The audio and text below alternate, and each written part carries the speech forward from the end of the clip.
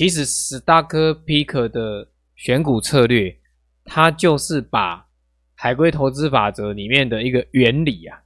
去在美股或者是你所选择的那种挑选的股票来去做一个完整的实现。那为什么我会这样子讲呢？大家可以看这张图啊，注意看，在左边这边呢，你可以看到这个是 S&P 500的指数，然后 S&P 500的指数的成分股它一定有很多档，就是有大概500档左右。那传统的做法，它这边有写是 buy and hold， 就是买进持有策略。如果今天你想要去投资 S&P 500，你可以有两种方式。第一个方式就是你直接去买 S&P 500的期货。那第二个方式就是你去买 S&P 500里面的股票，或者是去买它的 ETF， 那你就可以达成参与到 S&P 500这个指数的趋势。好，那传统的方式 buy and hold 就是买进持有嘛。那买进持有的情况之下，基本上你买了你就不会去做任何的进出，然后你就一直摆着，所以它有可能在这边它告诉你的是最大的连续亏损可能是 25%， 然后可能你放了很长的一段时间之后你有获利，比如说像最近这几年美股或者是台湾的股票，甚至于香港的股票、日本的股票全部都是多头行情，都是一直上涨，那你的获利有可能累积下来，比如说像它上面显示的是 81%，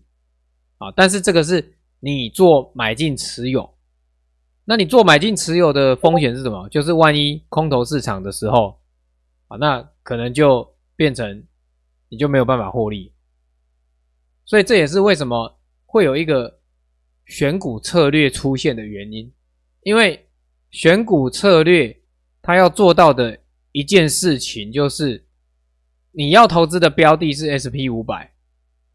可是在 S&P 500里面的这500档股票，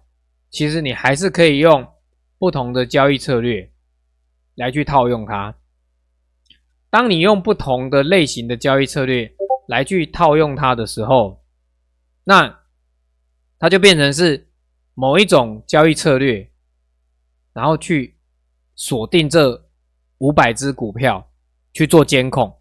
那这500只股票，比如说像第一种交易策略 breakout 的突破的策略，这500只股票里面呢，有产生突破讯号的，它就会去做买进。那他这边举例的是 NVIDIA， 那有没有可能产生突破讯号的股票有很多只？这个当然也是有可能的，所以它就有可能出现一种状况，突破的时候除了买 NVIDIA 之外，它还有可能会买其他的股票也就是说这500档股票有哪些出现突破的讯号，我就去买哪些股票。那当然第二种类型就是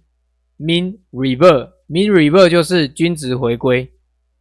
就是我们比如说震荡型的那种类型的策略那也一样锁定这500只，只要有出现震荡类型的讯号我就去进场。再来第三个可能是 time pattern， 就是比如说时间性或季节性的循环有出现，那我就去做进场。然后再来像这个 seasons 就是季节性，所以时间循环或季节性各种不同的类型的交易策略，它锁定的都是同样的一篮子的500档的股票。那只要这一篮子500档的股票有符合交易策略的讯号，它就会去马上做进场那透过这样子的一个选股的方式，它就可以做到在右边你可以看这里的最大连续亏损，它 25% 其实是没有改变的也就是说你可能买进持有，你承受的风险是 25%，